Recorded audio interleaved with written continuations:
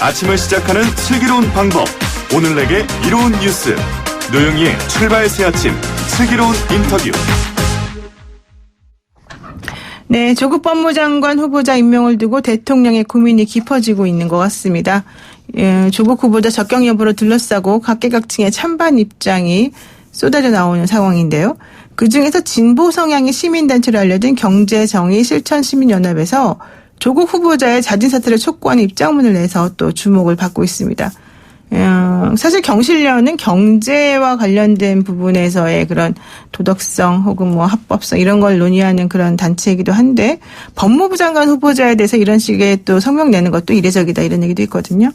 오늘 그 경제정의실천시민연합에서 정책위원장을 맡고 계신 서울대 행정대학원 박상인 교수 전화로 한번 연결해 보겠습니다. 교수님 안녕하세요.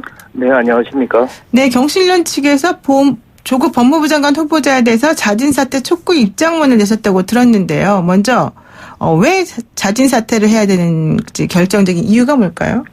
네, 그 경실련에서 사실 지금까지 그 장관 후보자들 부적격한 장관 후보자들에 대해서 의견을 지속적으로 제시해 왔고요.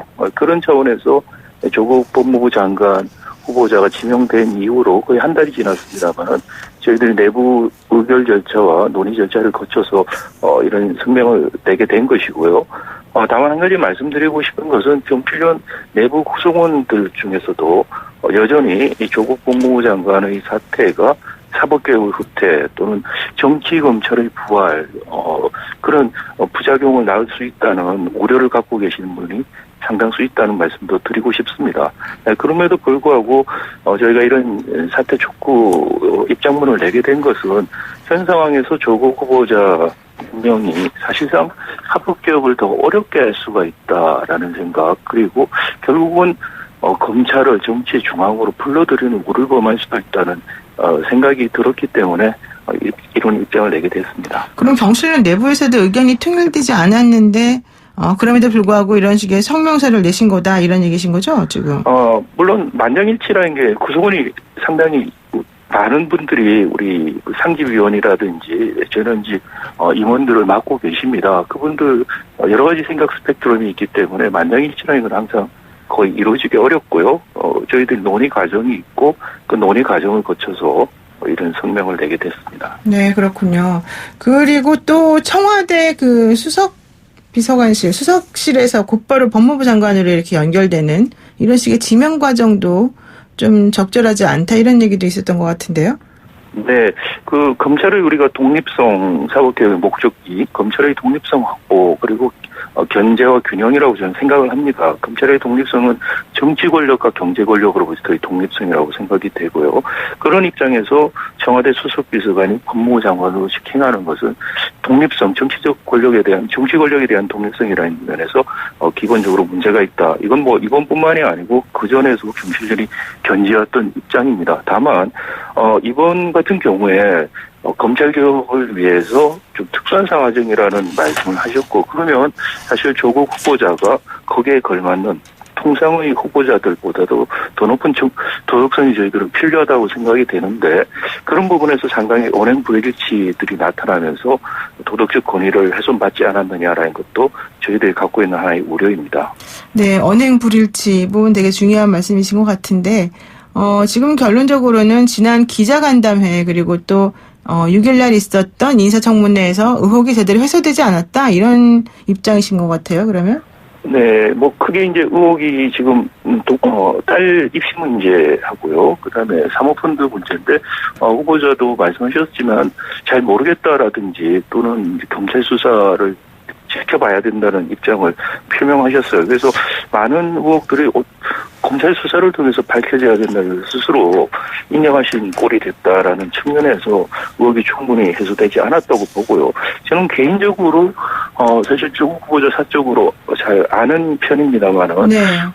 동양대 총장님하고 통화를 했다는 것 자체가 굉장히 저는 부적절했다고 생각이 됩니다. 이 상황에서 내용에 대해서는 서로 상반된 이야기를 합니다만은 내용 자체보다 저는 통화했다는 것 자체가 이게 검찰의 독립성 유지라는 법무부 장관으로서 검찰개혁의 중요한 가치를 지키겠다고 말씀하시면서 이런 상황에서 통화했다는 것도 굉장히 좀 부적절하다고 생각이 됐고요. 또 하나는 서울대 인권법센터 인턴 관련해서도 전혀 모른다고 말씀하시는 것도 상식적으로 사실 저는 이해가 좀 안 갑니다. 그런 부분에서도 의혹이 말끔히 해소되었다라고 보기 어렵다는 것이죠. 네, 그렇군요. 그런데 어제 민주당에서는요, 사실상 조국 후보자에 대해서는 임명하는 것이 타당하다, 이런 입장을 청와대에 전달했다는 얘기가 들리고 있거든요. 최고위원회의도 열렸고요. 근데 무엇보다도 그리고 조 후보자 본인의 문제가 아니지 않느냐, 이런 식으로 이제 얘기를 하고 있다고 지금 보는데요. 이렇게 본인의 문제와 가족 혹은 지인의 문제를 구분하는 이런 식의 태도에 대해서 어떻게 생각하십니까? 그건 당연히 구분해야 된다고 생각이 되고요. 다만 제가 말씀드린 것처럼 두 가지 예시는 사실 가족의 문제가 아니고 본인의 문제라고 저는 생각이 되고요. 그리고 사모펀드 문제도 사실 굉장히 복잡한 이야기인데 상식적으로 좀 이해가 안 가는 부분이 너무 많습니다. 검찰 수사를 통해서 명쾌히 밝혀져야 된다고 생각이 되고 후보자 본인도 사실 이해가 안 갔다라고 말씀을 하셨어요. 그런 부분들이 수사 결과가 나와야지 어느 정도까지 가족과 본인의 책임이 있는지가 밝혀질 수 있는 그런 상황이 되어버렸다는 것이죠. 그러니까 경실련 입장에서는 주로 이제 사모펀드 관련해서 부분이 좀 아주 의혹이 짙다, 이렇게 좀 보시는 건가요, 그러면? 사모펀드뿐만이 아니고 지금 짤 입학 문제도 마찬가지고요. 저희들이 네. 저희들이 생각하는 건 기본적으로 의혹이 해소되지 않았다는 겁니다. 이게 검찰 수사를 통해서 밝혀져야 될 부분, 또 후보자 본인은 잘 모른다고 말씀을 하신 부분들 때문에 의혹이 해소되지 않았다고 판단한 것이고요. 본인 문제, 본인이 책임져야 될 부분, 그리고 예를 들어서 독립적인 성인이 된 가족 구성원이 한 행위에 대해서 가족 구성원이 책임을 지고 도덕적으로 책임을 질 부분들은 물론 분별해야 되겠죠. 그렇군요. 그러면 이번에 이 조국 후보자를 둘러싸고 있는 쟁점 중에 또 하나인 검찰, 정치 검찰이라는 얘기까지 나오는 상황인데요. 이 검찰이 후보자를 의도적으로 옥죄고 있다. 그래서 오히려 이 정치 검찰을 개혁하기 위해서라도 조국 후보자가 반드시 장관에 임명돼야 되는 건 아니냐, 이런 얘기 있는데 이건 어떻게 보십니까? 네, 사실 그런 입장이 저희 경실련 내부에서도 여러분들이 피력을 하신 부분이고요. 과거 검찰의 이력들 또 현 여당의 또 경험들을 가지고서 충분히 그런 의심을 합리적으로 할 수 있는 상황이라고 저는 생각이 됩니다. 그렇지만 다만 아직까지 수사 결과가 나오지 않았기 때문에 수사 결과를 한번 보자라는 생각이고요. 만약에 수사 결과가 예를 들어서 후보자 부인에 대한 기소가 무리한 것이었다는 것이 밝혀진다면은 정치검찰 무리한 개입이었다, 또 검찰개혁을 막기 위한 무리한 시도였다는 게 밝혀질 것입니다. 그러면 그때는 오히려 검찰개혁에 대한 모멘텀이 저는 더 생길 수 있다고 생각이 되고요. 또 향후에 검찰이 검찰개혁에 대한 태도가 만약에 이것을 빌미로 해서 퇴행하는 태도를 가지게 된다면 그거 역시 검찰개혁에 대해서 국민적인 공분과 또 개혁에 대한 공감을 살 수 있는 모멘텀이 된다고 생각이 됩니다. 그리고 마지막으로 자유한국당 의원들 국회 선진화법에 대한 부분도 동일한 잣대로 엄격히 검찰이 수사를 해야 된다고 생각이 되고요. 대통령께서 윤석열 총장에게 살아있는 권력에게도 엄격하게 하라라는 말씀을 과연 지금 지켜서 하는 것인지, 검찰이 조직 이기주의에 빠져서 지금 정치에 개입하는 것인지, 거기에 대해서 국민들이 눈을 부릅뜨고 보고 있기 때문에 저희들이 판단은 조금 유보하되 항상 거기에 대한 긴장감 가지고 있어야 된다고 생각이 되고요.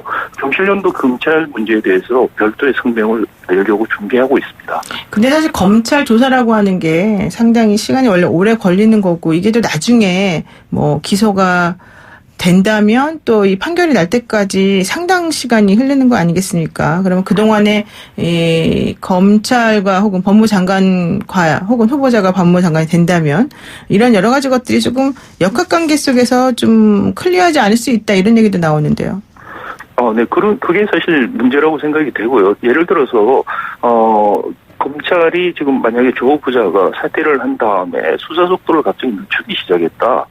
그러면 상당히 더 의혹을 가질 수 있는 것이죠. 빨리빨리 전 국민적인 관심사고 또 정치적으로 국민적인 분열을 가져오는 상황이기 때문에 많은 인력을 투입해서 빨리 수사를 하고 수사 결과를 알리겠다라는 게 지금 취지라는 식으로 제가 읽히는데요. 만약에 그게 속도 조절을 하는 식으로 간다면은 그 의도에 의심을 저희들이 충분히 가질 수밖에 없다는 것이고요. 또 한편으로는 조 후보자가 법무장관이 임명이 돼서 수사에 개입도 하지 않고 보고도 받지 않는다고 하더라도 공정성 시비가 끝없이 나올 것입니다. 그리고 결국은 저는 그런 상황이 온다면은 검찰이 정치는 정쟁으로 치달을 것이고 결국은 검찰이 정치 중앙에 서게 된다. 검찰의 입에 따라서 정치판이 요동을 치는 가장 검찰을 정치적으로 만들어버릴 수 있는 의도하지 않게 그런 상황이 올 수 있다는 말씀을 드리고 싶고요. 조국 후보자가 만약에 검찰 수사 결과 결백이 밝혀진다면 저는 조국 후보자에게 국민의 부름이 다시 있을 수 있다고 생각을 합니다. 네. 그런데 이제 조국 후보자를 장관으로 임명하냐 마냐가 사실 이제 오늘 내일 안으로 빠르면 오늘 안으로 이제 결정될 거란 얘기가 있는데요. 네. 대통령이 조 후보자를 법무부 장관으로 임명을 한다 하더라도 그 후폭풍이 만만치 않을 거다. 이렇게 지금 다들 보고 있지 않습니까? 네.